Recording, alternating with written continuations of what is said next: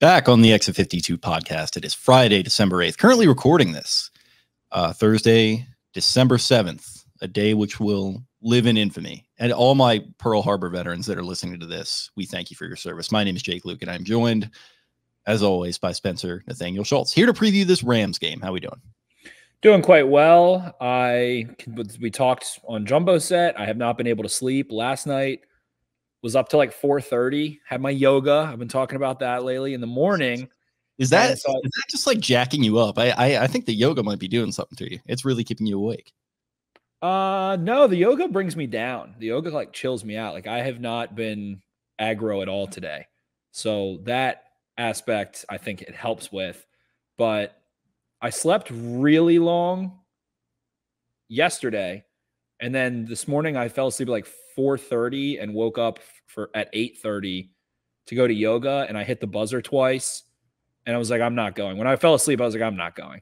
And then I hit the second time I woke up at 8:50, about 25 minutes before I had to be in the class, and was like, I actually feel fine. Like I opened my eyes all the way and was like, yeah, I'm fine. Like I didn't have some weird sinus feeling or like any of that weird stuff. So I've been cruising, had a nice yoga sesh, hit the sauna, got a coffee in after that, waited a couple hours for the coffee, and then had a pretty slow day for the most part. Did some stuff the last couple hours, but yeah, feeling okay, feeling all right. Excited to have Ravens football back. How are you feeling, my friend? Feeling good. I actually got some decent sleep last night. Got to sleep at like midnight.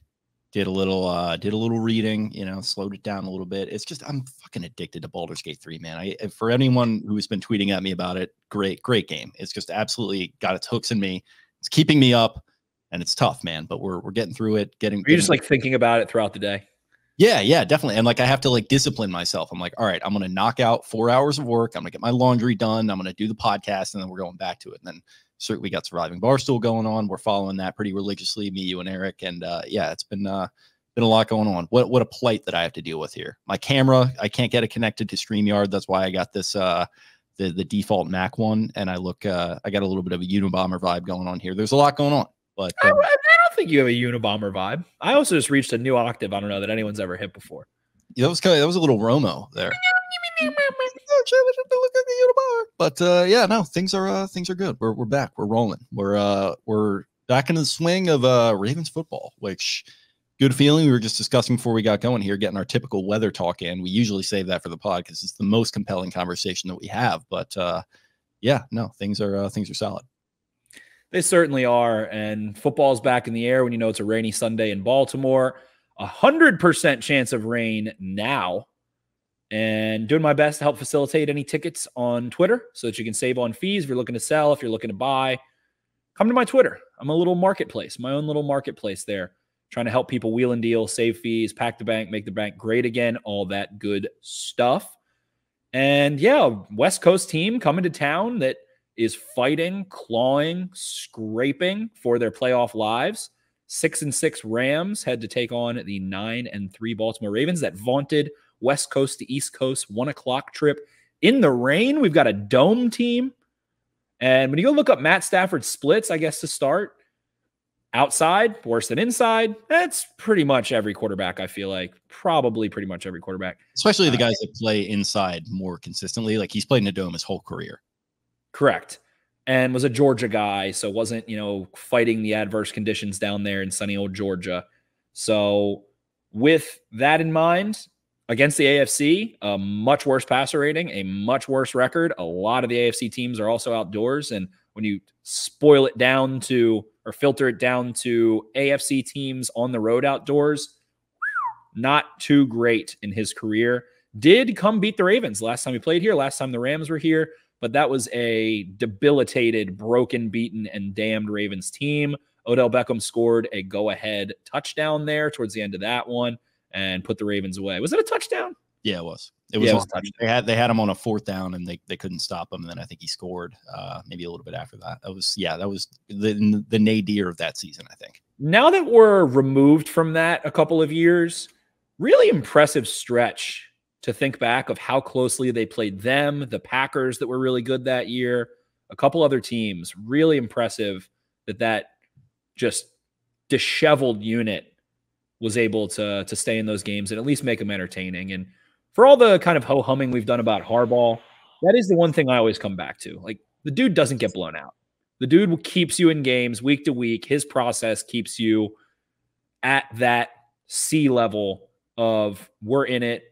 They always are competing for the game. They always are competing for the playoffs. And that's why, we can save this for another episode. We can get into it a little bit, but that's why it's just so tough to walk away from him when he keeps you always in that spot. It's warm, comfy, roof over your head as an organization, and to go into the dark unknown from that takes some cojones. And I know a lot of Ravens fans do want that move.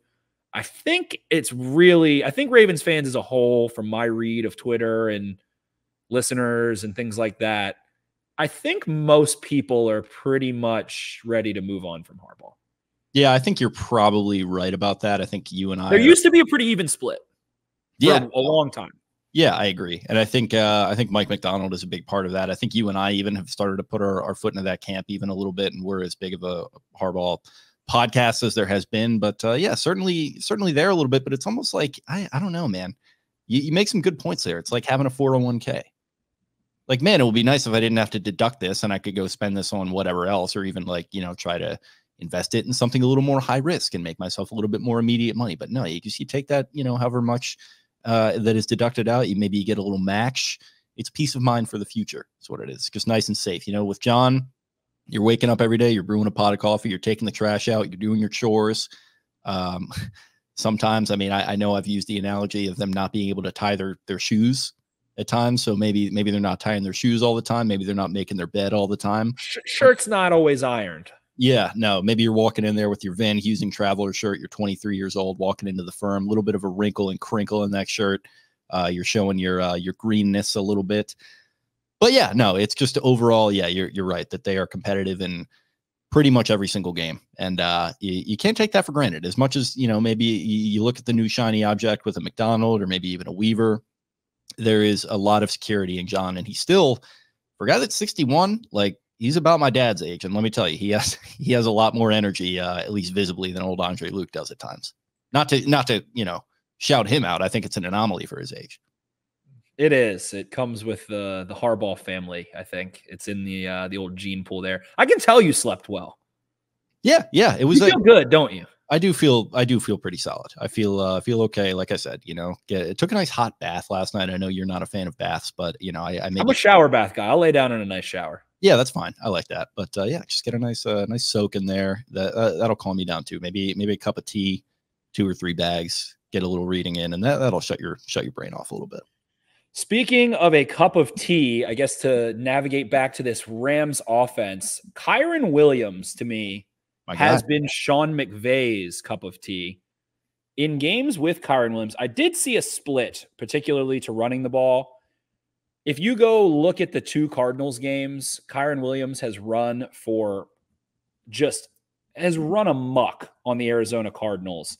And if you go take a look at those, the Ravens did have a little tiny bit of trouble running the ball on them. They got it going a little bit in the second half there. But Kyren Williams against the Arizona Cardinals has conjured up he has 36 carries for 301 yards. That is 8.36 yards a clip, and has 3 total touchdowns against the Cardinals. And I hate doing this, but I do think it's interesting when it is one team. I hate when someone looks at like, oh, if you take out Jonathan Taylor's big run, he only had, 100 yards or whatever. But when you remove those, hasn't run for, better than 5 years, hasn't run for 4.5 yards a carry in a game. Through the first 5 games there when he was healthy, he averaged 3.8 yards a carry, 77 carries for 298 yards. Nice short yardage back, those things. But the games he did miss were 17 points, 20 points, 3 points, and 16 points. And this is a little causation, isn't correlation, but they go ahead and lose 3 of those games out of, I think, 5 without Kyren Williams. And their offensive DVOA with him, maybe it does have to do with the Cardinals a little, of course, but DVOA factors opponent anyway. That's why we love it and always have. 40% DVOA, number 1 in football.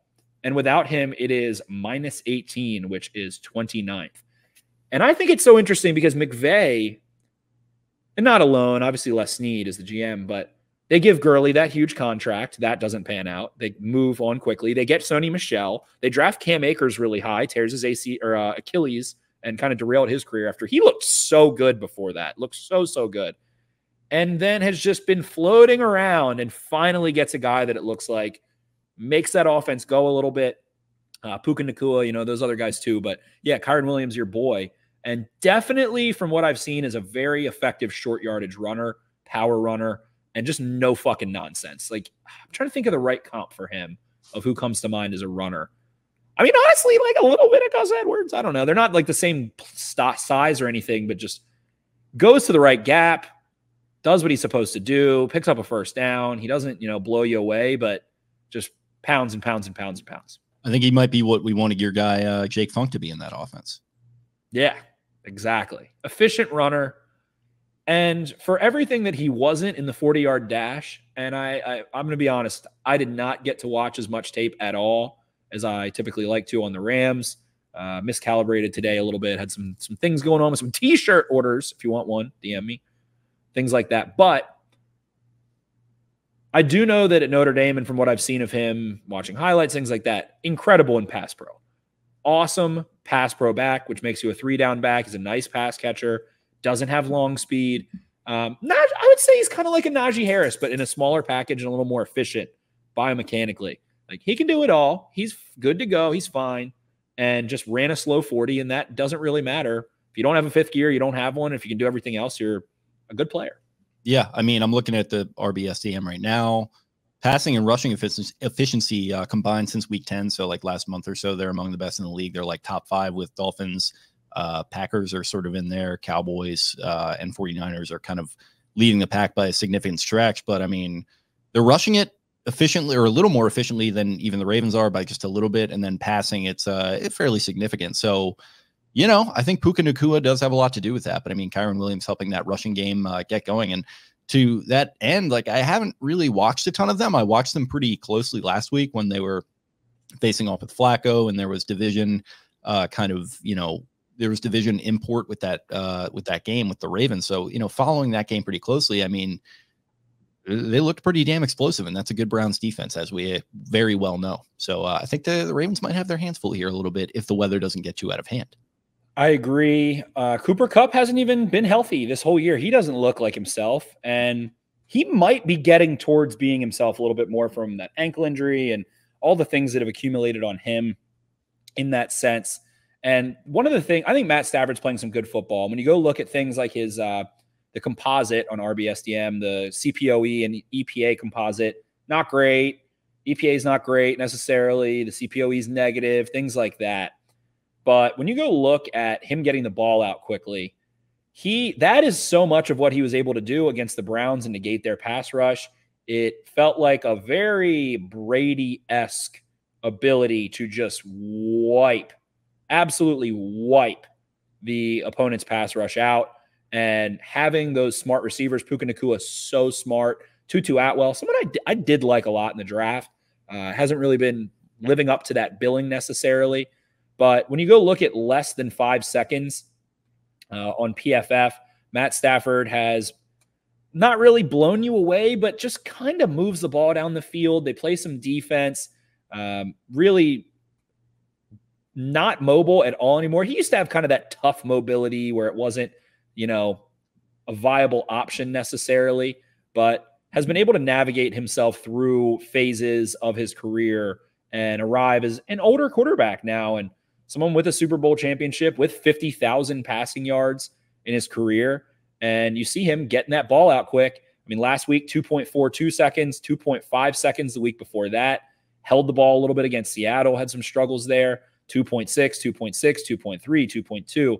Those are all going to have you on the weekly leaders, and 2.6 overall is about average, but really 2 outlier games there that are weighing that down. So against a Ravens defense that likes to simulate pressure, that likes to toy with dropping guys off, it's going to be an interesting battle. And I think when you get the ball out quickly, that means that a lot of the game is played after the catch, right?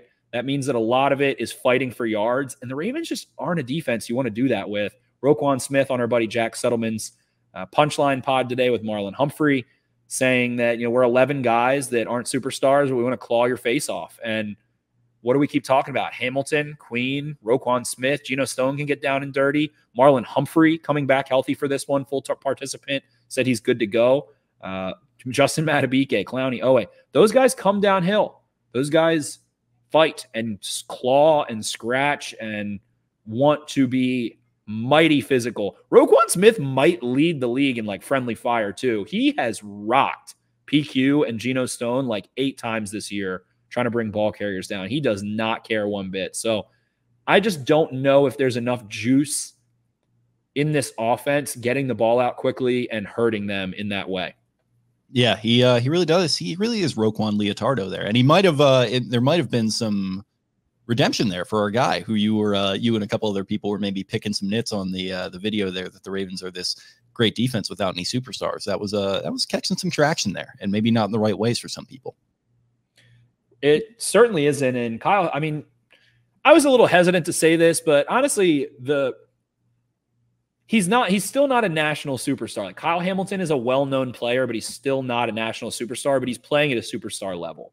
It's hard to get there with NFL. Like it's way easier in like basketball. As a young safety that doesn't have a lot of interceptions, like Deron Bland is a household name, right? Like borderline. If you're an NFL fan, you know who Deron Bland is. Well, yeah, that's Trevon Diggs. I would a lot of people know who Trevon Diggs is probably, but like, does his overall play warrant that? Maybe not necessarily. He's a good player, but very, very turnover splash play dependent, and that is what's going to get you the headlines.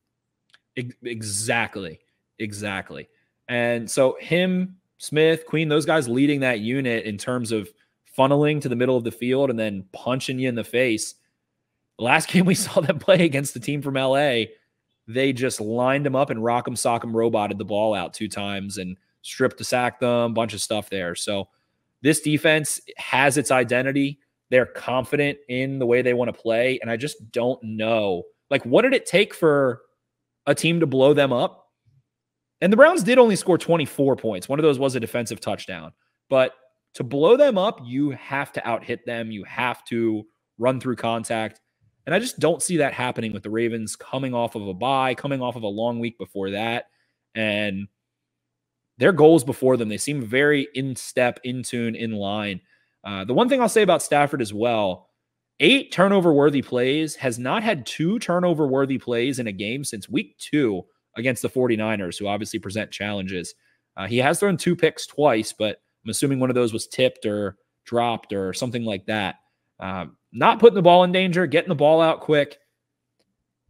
That sounds like a recipe to hang around, but I just don't know where the offensive juice comes from in this one for the Rams. Yeah, and I think it almost like I do have to give a lot of credit to your guy there, Sean McVay. I feel like he's another dude who's just always going to be in it. This was supposed to be a lost year for them again. I mean, I know last year was tough and Stafford had been injured, but this was another one where we were going into it and people were like, man, like it might be over for this all-in Rams thing. Like, they spent it, they went out and they just racked up the credit card debt. They got Stafford, they got their ring, so everything's okay. But man, they're still just kind of hanging in there, like you said, 6-6, really fighting for their playoff lives. And you see it in their play every week. I mean, they had to scratch and claw against, like I said, a good Browns team, and they came out with the win there. And I think a lot of it does go into what did we talk about with Brad, with good drafting. When you go all in on that kind of stuff, you have to hit on a Puka Nacua in the 4th round, and you've got to hit on a Kyron Williams, and you've got to have a good foundation with your coaching staff. It seems like they're doing all of that.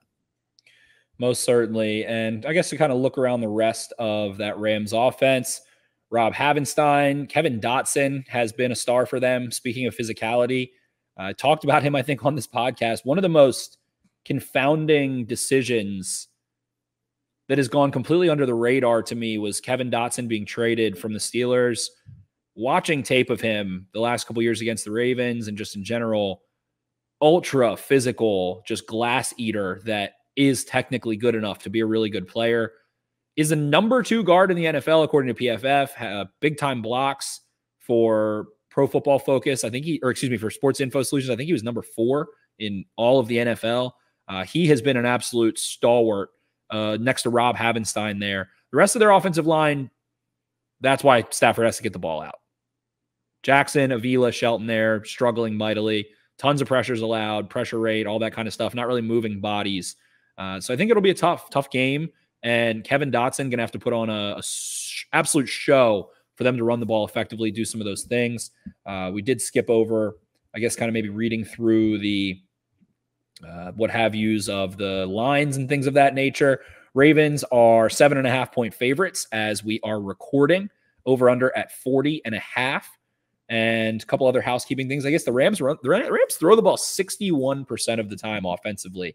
And while Kyron Williams has had a nice workload, they kind of just keep him in, and 20, 25 rushing plays is not that much. Usually run 50, 60, 70 plays in the NFL. So Rams like to throw quick, and Puka Nacua, man. I mean, one of the, for someone who's a day 3 rookie, especially on the offensive side of the ball, I can't think of anyone off the top of my head that has been as productive and in tune and looking like a veteran. Fantasy football, like blowing the world up earlier this year and had a huge game last week too. So interesting team, interesting offense. Excited to see the McVay show come here. You know how I feel about McVay. Oh yeah, I very much so. But yeah, I mean, hey, listen, born on third base, but also maybe he hit a triple at the same time. It might be a little bit of a Schrodinger's McVay. But I mean, like health wise, Nacua questionable, Tyler Higbee questionable. I don't see any reason why they wouldn't play. I haven't seen anything on Twitter that would indicate otherwise. They're healthy otherwise, that like completely. They are quite healthy.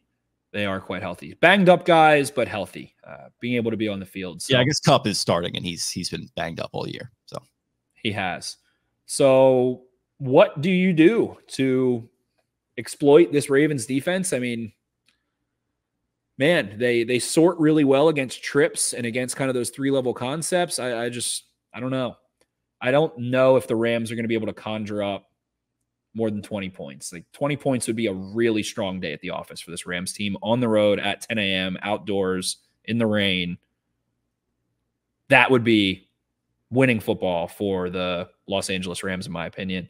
And I don't know. They just, and to be honest, you nailed them. You were super high on them in our preseason predictions.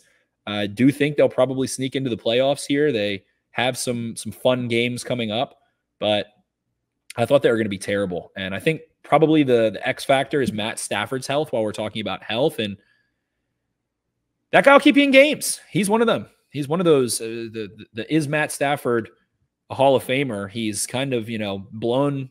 He's kind of like, I wouldn't say a tier, but maybe like a rung and a half above a Flacco. But he's been doing it for longer now and won a Super Bowl in a more relevant way, I want to say. I don't know why I want to say that, but just an interesting career and a guy we haven't seen too often against this Baltimore Ravens team.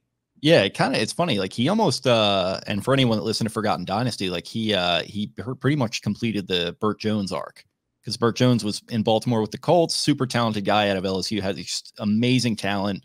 Belichick, I think a couple of years ago, called him like the most talented quarterback he had ever worked with. And a lot of people had never even heard of him at that point because it had been like 40 years or whatever. But, he got in a feud with the owner, and the organization was just bad to him over the course of, 6, 7, 8 years. And he requested a trade to the Rams, funny enough, right when Georgia Frontier took over. But his injuries they had piled up so much that he wasn't able to go on and win the Super Bowl, as was kind of his stated goal going to LA.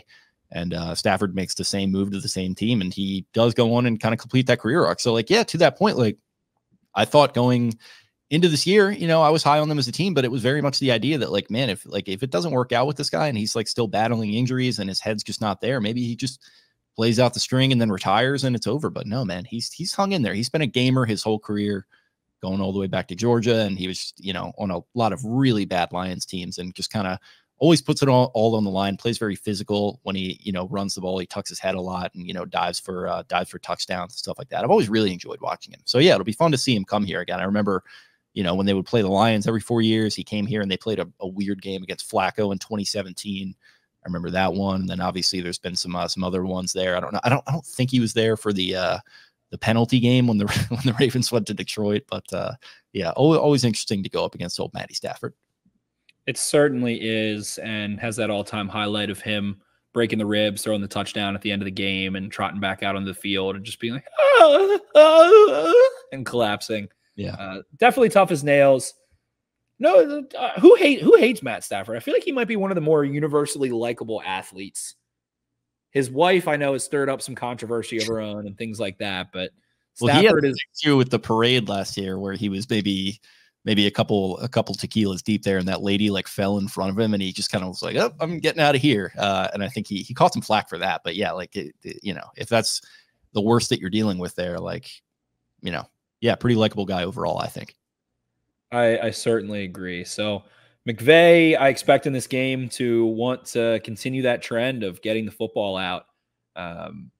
They take some shots to Tutu Atwell a little bit. I just don't know. I don't see this being a great day for the Rams offense with a fresh Ravens defense coming down the horn. I guess I'll flip over to the other side of the football here.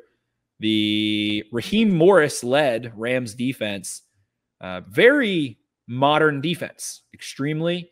And speaking of that roster construction you brought up, they have had a ridiculous amount of UDFAs and UDFAs on their roster and late round picks and a lot of that quiet sliding that they've done around. We'll go around the personnel in a little bit, but just looking at what this defense likes to do, they like to disguise coverage. They don't disguise coverage on only 39.3% of pass snaps, which is a lower rate than the Ravens, who also disguise a lot of coverage. They love to disguise coverage from, it looks like, where was it? From open to close. So they do like to go too high into robber and cover 3 and things like that, which I think is the best thing you can do against the Ravens in their current form. I do think that is, if that's your fastball against Lamar Jackson, you're going to take away some of the quick stuff. You're going to be able to fit the run a touch better, and you're going to ask him to hold the ball for a split second longer and put the ball over top, probably a fair amount. So expect to see a good bit of that on the back end there in terms of those safeties that they have. They have John Johnson, and they also have Jordan Fuller, who have been playing all right. They've been playing okay. John Johnson, such a tumultuous stint with the Browns, just did not work at all. And looks a little bit more like his old self from what I'd seen. And then on the outside there as well, they've got Akello Witherspoon, who Ravens fans are familiar with. And then Darion Kendrick, who's been okay. Their secondary on paper is probably one of the lesser groups in the NFL, but guys that play within, they play with their skis under them. They don't really expect those guys to be great. They don't ask them to do too much. They do have also Russ Yeast, who's a safety that's been playing a lot of the primary nickel there, who probably is a weak link there. So I'm looking for linebackers and nickels and safeties. Ernest Jones they have in the middle, as well as Troy Reeder. I think that's where the Ravens want to try and pick this team apart a little bit with that nickel base that we'll see a ton from Raheem Morris. Nickel base is not the same thing, but that nickel defense the Rams like to play in a ton. So Raheem Morris, obviously a great pairing with McVay, and it feels like this team is a product of not turning the football over and not, like I said, getting out over their skis defensively. They've got Aaron Donald. They don't have a ton of other, what we just heard Brad Spielberger use, force multipliers. They don't have, flashy outside edge rushers. They have been beaten, pretty damn badly a couple times. Couple teams have gotten the better of them there, but it just feels like a team that's really trying to limit mistakes on both sides of the football. Yeah, and that's where we come back to the whole idea of good coaching bringing you a high floor when you don't have super talented players necessarily. Obviously, Donald's still very much in the mix. John Harbaugh kind of heaping praise on him. And, obviously you've compared him and Justin Madubuike a ton. So that's huge for him to get that comparison, come to Baltimore, play against the guy who he's probably taken so much from over the years. So that's great. And looking at the other side of the EA per play thing, they're actually in the last 4 weeks, they're outpacing the Ravens in both categories, only a little bit in per pass and then rush EPA per play. Ravens are actually way down there over the last couple of weeks. I'm not totally sure what's going on there. But Rams kind of, they're in a similar spot as far as their EPA per play on the defensive side of the ball. So yeah, an interesting matchup. And I'm interested to also see how the weather plays a factor in that. Cause like you mentioned, like dome, the whole dome conversation, we tend to have that around quarterbacks a lot, but I think it probably also has a factor with defense, especially like when you get a home field advantage in a dome. You got to think the noise is pumping, maybe some artificial noise is pumping, not to throw any accusations out there. This is all alleged. But I don't know, coming to an environment like this, we'll see how that defense holds up. Most certainly, and it's going to be wet out there. So having the right cleats, having all that stuff, going to play a factor 100%. I've gone on enough cleat diatribes. I'm an idiot. The Rams have really not gotten shellacked this year, except for the Cowboys. I misread one of their Seahawks games. They won 30-13. I thought they got beat 30-13. So yeah, they've kept it home for the most part. Looks like they haven't allowed more than 20 points since that Cowboys game on October 29th. Have the bye week since then, and haven't exactly played the electric factory between the Cardinals, Browns, and Seahawks, who Seahawks are maybe like the most frustrating team in the NFL, I feel like. But the Rams have played over their skis, so it's going to be interesting. Weather going to be a factor, and I don't know. I don't know what the Rams are going to be able to do offensively, but I just feel like this is a game where Mark Andrews is down. And like I said, they don't have that looming presence at linebacker or in the slot or off the edge, really. So I just want to see who's going to take over for the Ravens. Zay Flowers, what are the Ravens going to do coming out of the bye? The rain and the wind and all that kind of fucking bullshit is going to dictate that a little bit. But man, I mean, who's keeping up with Keaton Mitchell? I basically just described that they don't have athletes that are standing out. They don't have a Kyle Hamilton. They don't have a Javon Holland that can kind of erase things on the back end and go hunt guys down. They don't have Fred Warner. No force multipliers. So who's it going to be? Gus Bus, fresh, has taken the largest workload of his career thus far and now gets to spin a little bit after in that Chargers game. I feel like they didn't want to use him. I feel like they were trying to get him into the bye healthy, something like that, and thought they could beat that Chargers team. But Isaiah Likely has looked stronger, better, faster after the catch. Keaton Mitchell, Zay Flowers, obviously. And when's Rashad Bateman going to get his speed back? I mean, maybe it's not fully this year, but if not now, following this long time off, when? Did miss practice with an illness, but I feel like that's kind of whatever, You mentioned the middle of the field stuff, that kind of, and what have we talked about the last couple of weeks, and people having their frustrations with the fact that they're not, attacking the perimeter a ton. That spells a little bit of Nelson Aguilar to me. Like I feel like we don't even talk about him a ton in these previews, but he's just been quietly. We also love, we might be the most positive on Nelson Aguilar of anyone that covers the Ravens. I think, yeah, easily. But yeah, like we talk about him in the context of like after games when he like makes all these plays on third down, he moves the chains, he scores some touchdowns here and there. It's always like, oh yeah, hey, like there's Nelson Aguilar. Like he kind of like he tends to get lost in a shuffle weirdly, which if this were a year ago, 2 years ago, he would probably be the number one receiver on this team, which is crazy to think about. But yeah, it's just he's just a guy who quietly just makes plays week in and week out. And like you're talking about this middle of the field stuff, it feels like that's where a lot of his hay is being made. So maybe the sun won't shine, but he will be making hay against this Rams defense that struggles to cover the middle of the field. Certainly. And I think that the Rams Raheem Morris has them in a modern defense. When you go look at blitz rates, sim pressure, stuff like that, pretty lockstep with the Ravens. They blitz a good bit more than the Ravens, 37% to the Ravens, 30%. They don't blitz against the run, really. They kind of are stagnant against the run. Could see them having some trouble there. They sim pressure at almost the exact same rate, a 1/10 of a point off. They do stunt. They do stunt a lot on pass plays, 29%, 29.9 to 29.8 in the sim pressure. So both sim pressure and stunting within a 1/10 of a point of how frequently the Ravens do it. So this is two defenses to a degree that you're familiar with the structure in some ways. The stunts aren't exactly the same. The pressures are a little bit different. And I would say that McDonald is a little bit more dubious in the number of players he'll include in those sim pressures, but they got good bones. Like they got good bones. And when we talked about these NFC teams, we talked about the Lions and the Seahawks that kind of line up and play, and that's not the Rams. So I think this is just, I guess to kind of summarize this game and get to it, this is the who's going to fuck up game. Like, are the Rams going to make mistakes offensively? Are the Ravens going to make mistakes defensively? Two things that haven't really happened a ton. The Rams are very careful. The Ravens defense is very sound. Then on the other side, the Ravens offense has been a little iffy and the Rams defense hasn't. So a lot of factors in this one, a very interesting matchup. And again, I didn't get to watch a lot of tape, so this is a little bit more of a data analysis and numbers and things like that. But I don't know. This is a weird, very weird game, especially factoring in the weather. So I don't know how I feel about this one at all. And I think you need just somebody other than Lamar Jackson to step up here.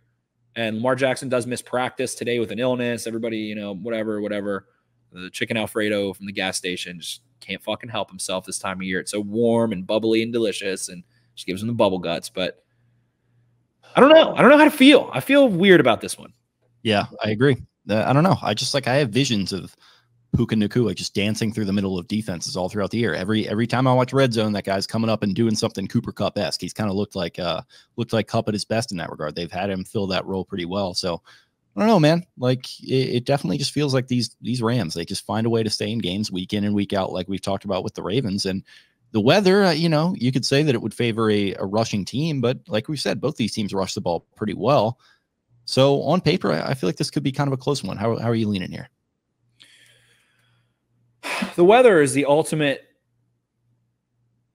just classic me blanking on words that I want to use that are probably too big for my little brain. The ultimate it evens everything out. Equalizer is what we're there we go. Golly, man. Good thing I'm so lucky to have you. You're really on point with whatever I'm trying to say and can never get my mouth to do. No, you're fine. You gotta get more sleep. Let's maybe smoke a little weed, take a melatonin, drink some tea, do a shot of whiskey as you were doing before. And I don't have any in the house. I've polished off all of my whiskey, which is maybe why my brain is not functioning correctly. Let's call it 10:30 tonight. All right. Turn the call map on, get the white noise going, and just lights all the way out. 10:30 happens maybe 4 times a year. Okay, well, the year's almost over. I'm sure you got some left in the tank to use. We'll see what we can. There's football on tonight. Yeah, you're right. This is crazy.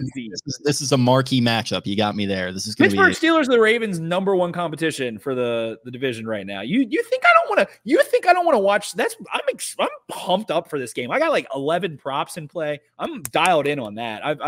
You got to send me some. I got to play some $3 EOs tonight, and it hasn't been going great on the gambling front. I've been pretty dry. So send me some picks. I'll send you some picks. Pat Freiermuth over receptions, longest reception. Juju over yards. Chris Boswell over field goals. And I also like Pickens and Deontay Johnson both to lead that game in total scrimmage yards because the juice is crazy on those. Plus 1,300, plus 1,400 on FanDuel. I love that. Najee Harris is out. Ramondre Stevenson is out. It basically leaves Zeke and Jaylen Warren as their primary. Or no, excuse me. Najee's hurt but playing. That's their primary competition. Patriots really good run defense.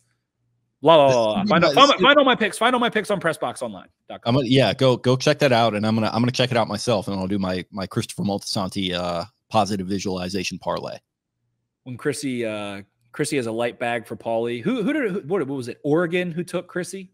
Yeah, it's either like it's some kind of like West Coast team that there's no fucking like USC. I think it was USC. Actually. Yeah, like in 2002 or whatever. There's absolutely no way he's like finding that on TV and like staying up to watch it. But it's his busy season. It is his busy season. So with that, I mean, we can lay down some little predickies here, I suppose. I want to see this be Keaton Mitchell. I want this to be the Keaton Mitchell game in the rain. He's an East Coast boy, if I'm not mistaken. Yeah. Well, I mean, he went to Carolina. He went to ECU. Where's he from? He's from Georgia. It rains in Georgia. Was he? It wouldn't shock me if he was born in this area, which is kind of weird to think about, but who knows? He was born in McDonough, Georgia in 2002. Okay. So I don't know if Anthony was still with the Ravens at the time. Yeah, that's tough. I don't like that one. I think Hamilton's 01. Hamilton is an iPad baby through and through, so maybe he is too. Yeah, something like that. So I want to see this be the Keaton Mitchell game. I want to see this be the Isaiah Likely game. I've picked the Ravens win in every preview. Yeah, the fact that this is just dawning on you is kind of interesting because I thought that I've really done the same for the most part the last couple of years, but I did pick that Bengals loss, which turned out to be a win. I think you've picked probably, you said the Steelers game, I think, maybe. No, so it's funny. I remember that prediction vividly. I was like, everything points to this being a game where something weird could happen and the Steelers could knock them off their rhythm, but I'm not going to do it. I believe in this team being good enough to overcome these mistakes. What happens? Wham, bam, It's okay. Listen, they've taken care of business since then, so it's fine. But at the time, that's just that's what I was, that Colts game, that Steelers game. I was like, are we doing this again for another year? We're doing this. And turned out they weren't, to their credit. But at the time, I'm going to ride. I'm going to keep riding. The factors at B are a dome West Coast team outside at 10 a.m. And those are the trends you want to play. 7.5 is the spread. So Vegas thinks it's going to be what? 24-17-ish, right around there. 23-16-ish, depending on who covers, who doesn't. 3 touchdowns. Fucking weather. Just the weather. I hate it. I hate that part of it. I'll go with my gut here, and I'm going to say the Ravens win but do not cover. And this Rams team that is really, really, really fighting their absolute tails off. The home field advantage for the Ravens outside of the weather shouldn't be too strong. I'm going to go Ravens a clean 21. Rams 18. It's interesting you said that. I had 20-18 on the mind. I'll go with that. Mind belly. Ravens win 20-18. I think this weather, you can talk about it all you want for these dome teams, but the Ravens, they probably don't play. I just made the most Trump. I think I just made the most Donald Trump gesture possible. If you go replay that, I just puckered my lips too. I went. That was pretty deep. That was pretty Trump-esque there. That was, wow, that was crazy. But if you've not watching on YouTube, go like, subscribe, check it out. I just did a Shane Gillis, basically. Yeah, it was a little Jordan Belfort flourish there. Just what just crossed my mind that made me Trump out was Justin Tucker hears everyone. He hears all this shit. Justin Tucker knows what everyone's been saying. So I'm going to go Tucker has a day in the rain. Tucker's going to have a day. The clean 21 is not a clean 21. It is like 7 Justin Tucker field goals or something weird. Actually, when somebody asks him or tells him that he's washed, this is his reaction. Hot off the press. I didn't know that. I just, you're telling me now for the first time. Not washed. Rain game. Hits like 2-3 50-yard field goals in this game. I love you, by the way, coming to his defense as much as you've been the all-time kicker hater in the world. I'm a kicker hater. This is what makes me like kickers, though, in my own stupid world, is that I pride myself so much on nailing fantasy football kickers every week. I am more dialed in on who's going to score fantasy points on kickers than I think anyone on earth. That is my jam. Is it possible that you're the only person in the world analyzing fantasy kickers? I mean, no, everybody's looking around at their kickers, but my biggest miss of the year was Jake Moody. I thought Jake Moody was going to be the prodigal son. I think I drafted him in both leagues and dropped him quick. He's having an awful year. Is he the Niners guy, the rookie? Yes, rookie 3rd round pick. I thought he was going to be like that. Hashtag like that. Dude, any high pick, it's like I think of Roberto Aguayo, like some of these guys. It just that never works out. Never. Agreed. We're going to see Maryland Chad Ryland tonight. Seabass was a 1st round pick, wasn't he? He turned out. Yeah. He was. If he wasn't a 1st round pick and he was like a 3rd round pick, he would have been considered like an awesome pick. He was an awesome pick in his own right because of just everything, but he had a lot of factors working against him. He had the early draft status, which is a lot of pressure. He had the name. I think is he native to the U.S.? He's got the. I don't think so. He's Polish, if I'm not mistaken. Yeah. Well, obviously with the Janikowski there. I don't think he was. No, he was born in, I can't say that, and I am part Polish. Walczyk, Poland. Walczyk might be my guess. Yeah, that's probably. It's got an R and a Z, and it's Walbrzych, Poland. Well, I don't know. Walbrzych, who could say? Really? Warshik. That's Warshik, Poland. Okay. So born there in 1978. His father was a pro soccer player and moved to the U.S. in the early 80s.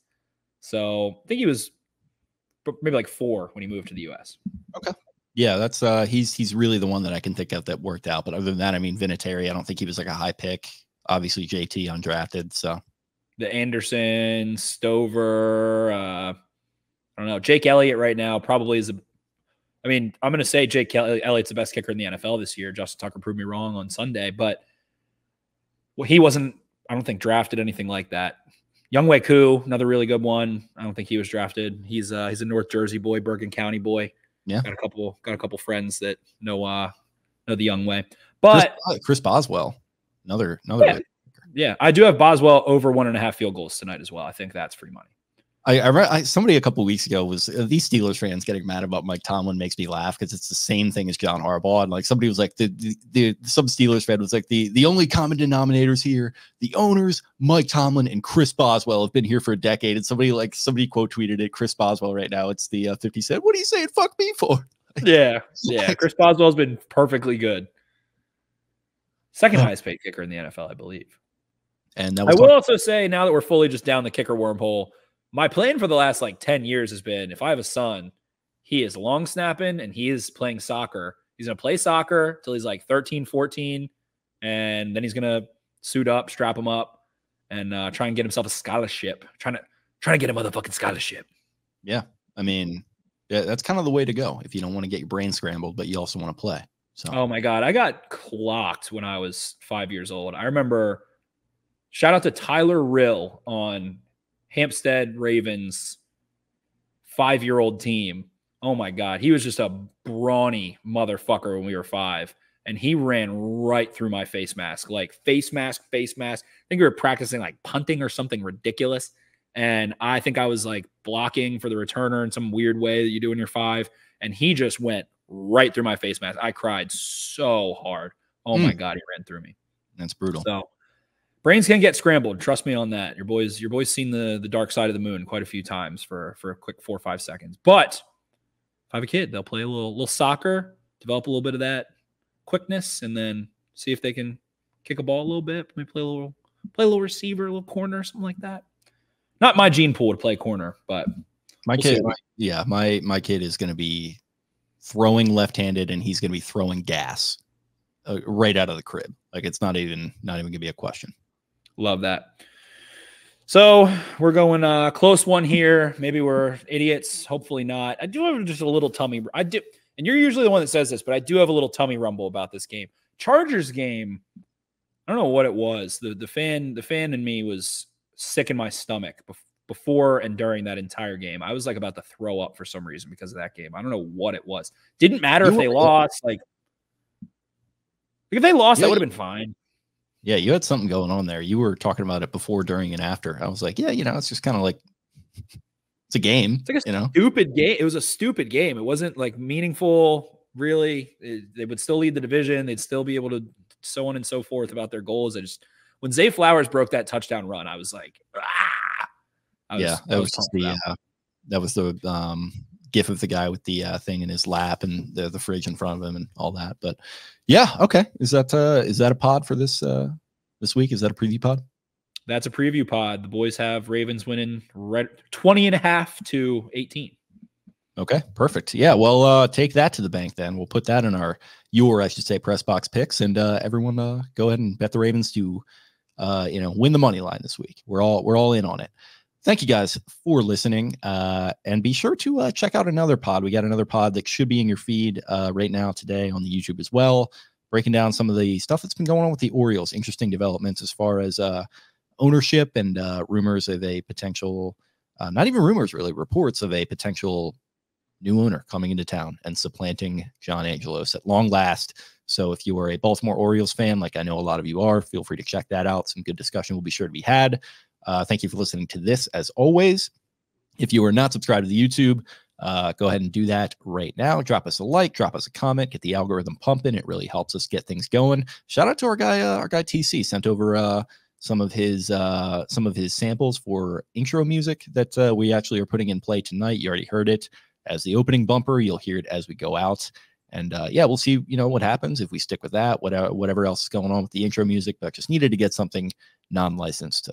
Apologies to our guys over at Gangstar, RIP DJ Premier. You got something funky cooking, but if anybody, any listeners, a musician, anything like that, obviously Spittin' Chicklets is massive and way bigger than us and all that stuff. But we would love to rep a listener. If you could throw something together or have something already, you think would fit the vibe, fit the style, we would love to hear it. So wanted to make sure we could fit the intro into the YouTube, but would love anything listener made or created or anything like that. So throw anything our way and we'll help plug you too.